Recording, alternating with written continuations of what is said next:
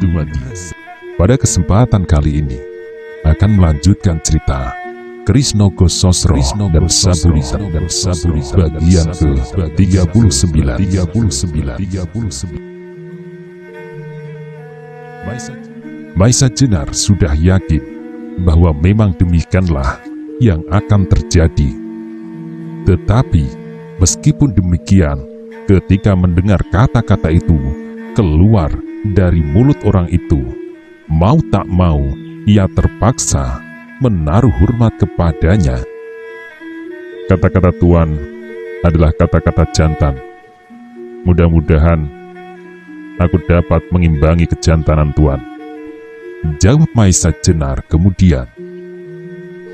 Yang mengherankan tetapi juga agak menjengkelkan Maisa Jenar, orang itu masih saja tertawa lirih. Marilah kita keluar, supaya kita tidak harus berdesak-desakan dengan dinding-dinding ruang ini, katanya. Maisa Jenar tidak menjawab. Ia langsung melangkah keluar, diikuti oleh orang itu. Sambil berjalan, Maisa Jenar menimbang-nimbang tentang lawannya. Pastilah orang ini berilmu tinggi, dan pasti orang itu pula yang telah menyebarkan sirap sedemikian tajamnya. Maka ketika mereka sudah sampai di luar gua, segera mereka saling berhadapan dengan taruhan yang besar. Juga masing-masing menyadari bahwa mereka akan berhadapan dengan lawan yang cukup tangguh. Karena itu, tidak ada pilihan lain kecuali bekerja mati-matian untuk merebutkan kedua pusaka itu. Apalagi Maisa Jenar yang langsung atau tidak langsung ikut serta bertanggung jawab akan keselamatan pusaka itu. Maka taruhannya untuk mendapatkan kedua keris itu adalah nyawanya. Sejenak kemudian, setelah mereka bersiap, terdengarlah orang itu berkata, "Marilah Tuan, permainan kita mulai." "Silakan," jawab Maisa Jenar pendek. Dan segera terjadilah suatu pertarungan yang dahsyat. Meskipun mula-mula mereka tampaknya agak segan-segan, tetapi ketika mereka merasakan benturan-benturan serta tekanan-tekanan dari masing-masing pihak, akhirnya mereka tidak lagi mengendalikan diri. Lawan Maisa Jenar itu ternyata memang orang perkasa luar biasa. Gerakan-gerakannya serba cepat dan mempunyai tenaga yang hebat, sehingga menimbulkan desiran-desiran angin yang menyambar-nyambar mengiringi setiap gerak dari tubuhnya. Sedangkan Maisa Jenar adalah seorang yang mempunyai pengalaman yang cukup baik, sehingga setiap gerakan tangan serta kakinya selalu mempunyai arti serta membahayakan. Tubuhnya yang tidak sebesar lawannya itu bergerak-gerak seperti bayangan yang dengan lincahnya menari-nari mengitari lawannya dengan belayan maut. Lawannya yang bertubuh tegap itu lebih mempercayakan diri pada kekuatannya, sehingga beberapa kali ia dengan beraninya menyerang dengan mempergunakan kedua tangannya, bahkan dengan serangan-serangan berganda, sehingga suatu ketika Maisa Jenar tidak sempat lagi mengelakkan diri. Pukulan orang itu ditambah sekaligus dengan berat tubuhnya yang besar mengenai pelipis Maisa Jenar demikian kerasnya, sehingga Maisa Jenar terdorong beberapa langkah ke belakang. Tetapi rupanya ia tidak saja berhenti sampai sekian. Sebelum Maisa Jenar dapat memperbaiki keadaan, kembali ia berhasil mengenai lambung Maisa Jenar dengan kakinya. Kembali Maisa Jenar terhuyung-huyung surut beberapa langkah. Untunglah bahwa ia mempunyai ilmu yang tinggi, sehingga meskipun dengan agak kesulitan dalam sekejap, ia telah berhasil tegak di atas kedua kakinya yang kokoh kuat bagaikan tonggak baja. Karena beberapa pukulan yang dapat mengenainya, Maisa Jenar menjadi marah bukan buatan. Wajahnya tampak menyala, serta matanya menyorotkan sinar-sinar yang memancarkan pergolakan darahnya, sehingga ia melompat ke depan dan dengan sebuah gerak tipuan yang bagus, ia berhasil menarik perhatian lawannya pada tangan-tangannya yang menyerang ke arah kepala. Kemudian, dengan kecepatan yang hampir tidak tampak, ia mengangkat kaki kanannya dan langsung menghantam lawan dadanya. Demikian keras serangan itu, sehingga lawannya terpental beberapa langkah. Tetapi demikian ia tegak, demikian ia telah bersiap untuk menghadapi segala kemungkinan. Bahkan sesaat kemudian ia telah melangkah maju dan dengan kuatnya ia menghantam ke arah dada Maisa Jenar. Dengan satu langkah, Maisa Jenar bergerak ke samping, dan demikian pukulannya itu tidak mengenai sasarannya. Demikian Maisa Jenar membalas dengan sebuah pukulan pada wajah orang itu. Kali ini Maisa Jenar sekali lagi tak berhasil mengenainya, sehingga orang itu terdorong mundur. Maisa Jenar tidak mau memberi kesempatan lagi. Sekali lagi ia menyodok perut lawannya, sehingga orang itu menggeliat kesakitan dan meloncat beberapa langkah ke samping. Tetapi Maisa Jenar tidak mau kehilangan kesempatan yang baik itu. Ia pun sekali lagi meloncat dan dengan bergelombang ia menyerang bertubi-tubi, sehingga orang itu terdesak mundur dan mundur. Tetapi rupanya keadaannya tidaklah tetap demikian. Tiba-tiba orang itu menggeliat ke samping dan dengan suatu putaran yang cepat ia berhasil membingungkan Maisa Jenar.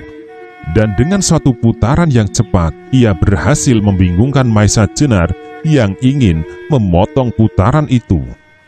Cepat ia mempergunakan kesempatan ini untuk meloncat ke samping lawannya, dan dengan suatu gerakan yang tangkas, ia merendahkan diri. Setengah lingkaran ia memutar tubuhnya untuk langsung menyerang Maisa Jenar. Maisa Jenar terkejut melihat gerakan-gerakan yang berubah-ubah itu, sehingga ketika sebuah pukulan melayang ke wajahnya, ia tidak sempat mengelakkan diri.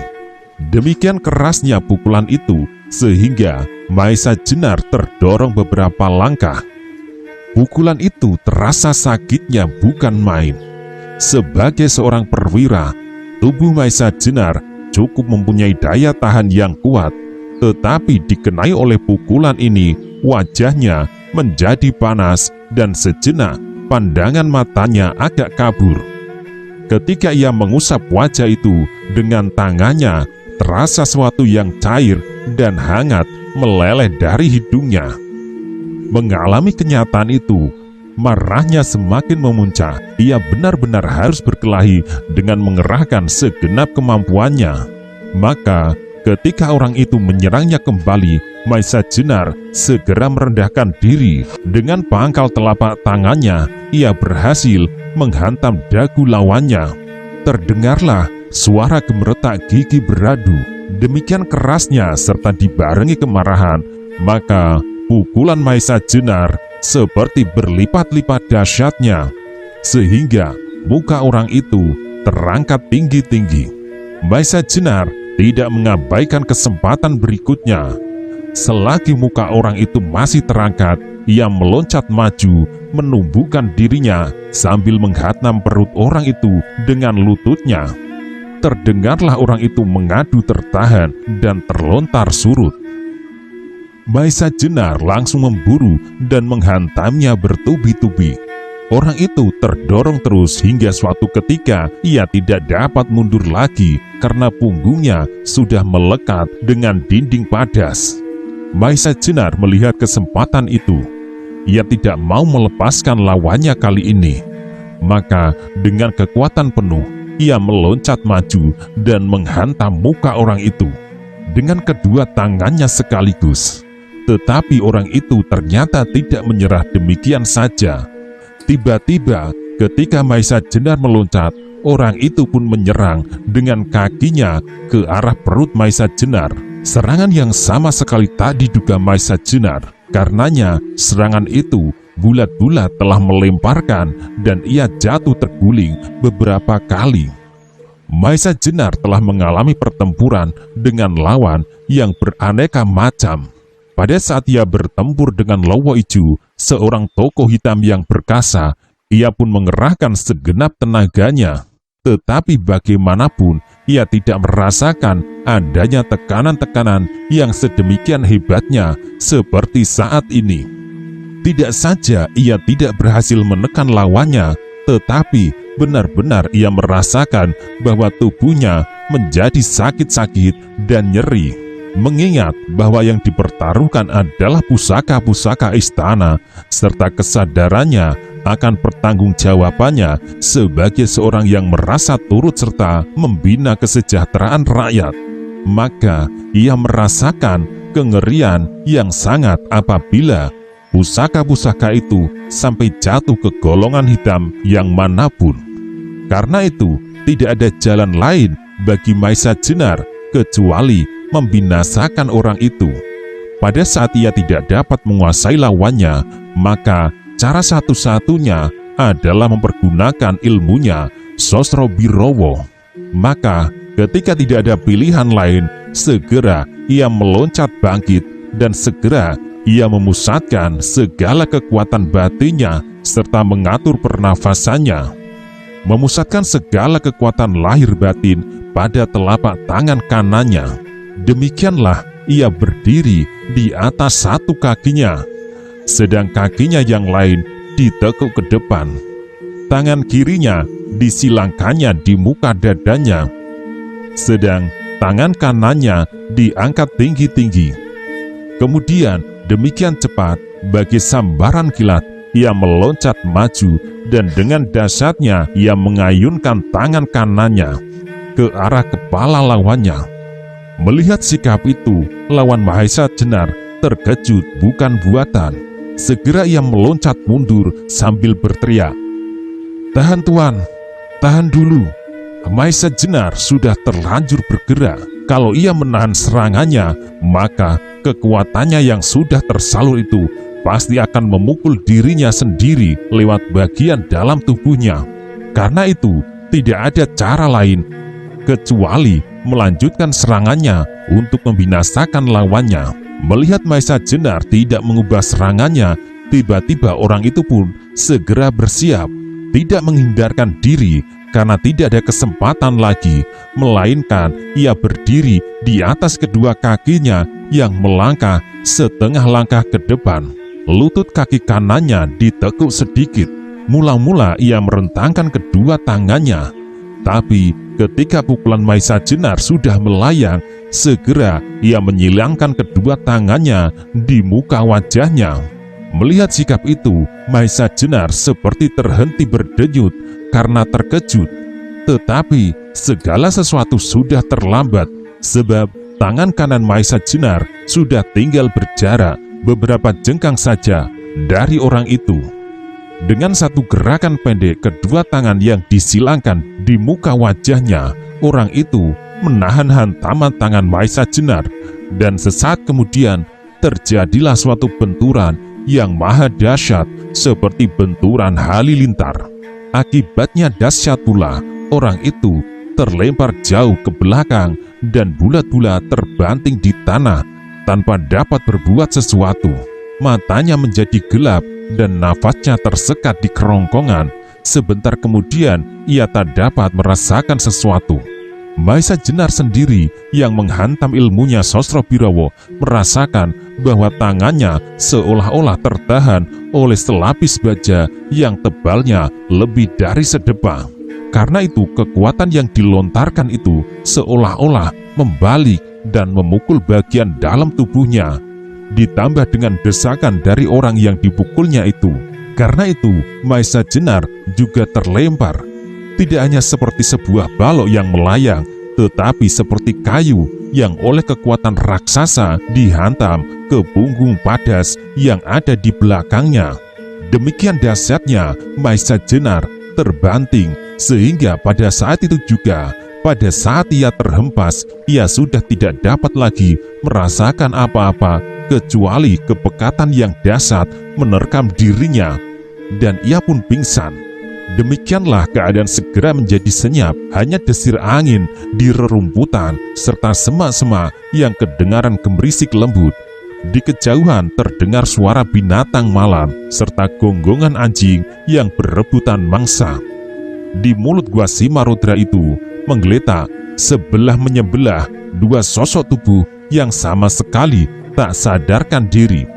Baru beberapa saat kemudian, oleh kesegaran angin yang mengusap wajahnya, orang itu yang telah bertempur mati-matian melawan Maisa Jenar yang ternyata mempunyai ketahanan tubuh yang luar biasa, sehingga dialah yang pertama-tama dapat menarik nafas dan berlahan-lahan menggerakkan tubuhnya. Tetapi demikian ia berusaha bergerak, terdengarlah ia mengeluh berlahan. Ternyata tubuhnya terasa nyeri dan sakit seluruhnya. Untuk beberapa saat, orang itu terpaksa berdiam diri, mengatur jalan pernafasannya, serta berusaha untuk menguasai kembali pikirannya. Angin masih berhembus berlahan-lahan, dan ini telah menolong menyegarkan tubuh orang itu.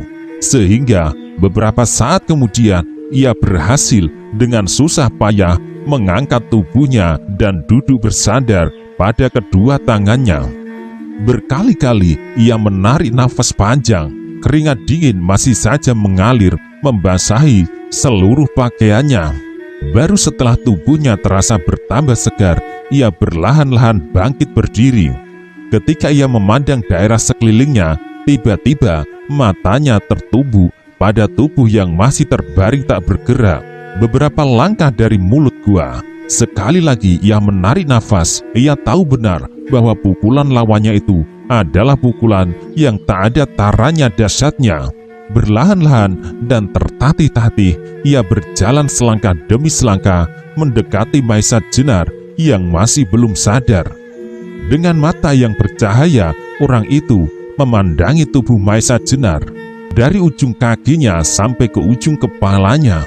Memandangi tubuh yang meskipun tidak setinggi dia, tetapi tampak kokoh, kuat, bagaikan seekor banteng. Ketika orang itu melangkah selangkah lagi mendekati Maisa Jenar, terasa bahwa tubuhnya semakin terasa sakit. Karena itu, ia berhenti dan duduk di atas Padas beberapa langkah dari tubuh Maisa Jenar yang masih terbujur tak bergerak. Ia terpaksa menahan diri, tidak segera mendekatinya sampai tubuhnya sendiri agak terasa kuat. Karena itu, dibiarkannya Maisa Jenar terbaring tak bergerak beberapa langkah di hadapannya. Ketika sekali lagi angin malam membelai tubuh-tubuh yang sedang kesakitan itu, tampak bahwa Maisa Jenar mulai bergerak-gerak, dan sesaat kemudian ia sudah dapat membuka matanya, meskipun masih samar-samar, apalagi di dalam kegelapan malam. Yang pertama-tama dilihatnya adalah bintang-bintang yang bertaburan di langit, dan sesudah itu matanya tertumbuk pada tumbuh tinggi tegap, berdada lebar, duduk di atas Padas di hadapannya, yang dengan tajam memandanginya seperti sebuah bayangan hantu hitam yang akan menerkamnya. Tetapi pada saat itu ia sama sekali tak dapat berbuat sesuatu. Seluruh tubuhnya terasa sakit dan nyeri. Sambungan-sambungan tulangnya terasa seperti lepas dan tak dapat dikuasainya. Karena itu, kalau terjadi sesuatu, ia sama sekali tak akan dapat membela diri. Maka sekali lagi Maisa Jenar memejamkan matanya untuk mengumpulkan ingatannya.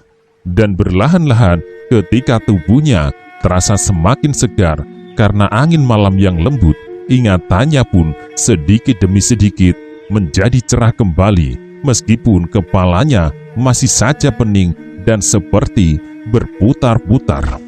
Apa yang baru saja dialami menjadi semakin jelas dalam kepalanya bagaimana ia mempergunakan ilmu kepercayaannya Sosrobirowo dan bagaimana orang yang dihantamnya itu merentangkan tangannya dan selanjutnya disilangkan di muka wajahnya. Dan sekarang orang yang dikenai ilmunya itu terasa masih saja hidup. Mengingat hal itu, Maisa Jenar tiba-tiba merasa gembira sekali dan kegembiraannya itu telah sangat mempengaruhi keadaannya sehingga tiba-tiba ia dapat duduk. Meskipun dengan susah payah untuk menegakkan tubuhnya yang duduk lemah seperti tak bertulang. Meskipun demikian, wajah Maisa Jenar tampak cerah dan matanya menyorotkan cahaya segar. Demikian pula orang yang duduk di atas padas itu. Ketika ia menyaksikan Maisa Jenar telah dapat duduk, ia pun menjadi gembira. Senyum yang tulus telah menggerakkan bibirnya. Berlahan-lahan dengan suara parau yang menyapa. Tidakkah Tuan mengalami sesuatu? Maisa Jenar tersenyum pula, meskipun agak kecut. Bagaimana aku mengatakan bahwa aku tidak mengalami sesuatu? Kalau bangun saja, rasanya seperti tidak mungkin. Jawab Maisa Jenar.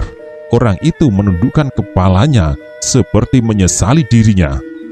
Maafkan aku, katanya kemudian. Mendengar kata-kata itu, segera Maisa Jenar menyahut. Jangan Tuan menyalahkan diri sendiri. Akulah yang seharusnya minta maaf kepada Tuan. Sebab akulah yang pertama-tama memulai. Berbahagialah aku bahwa Tuan ternyata sehat walafiat. Karena kesaktian Tuan, Tuan salah duga. Aku pun mengalami keadaan seperti Tuan. Sampai sekarang, aku masih belum berhasil untuk mencapai jarak kedekat Tuan terbaring. Karena seluruh sendi tulang-tulangku sakit bukan kepalang.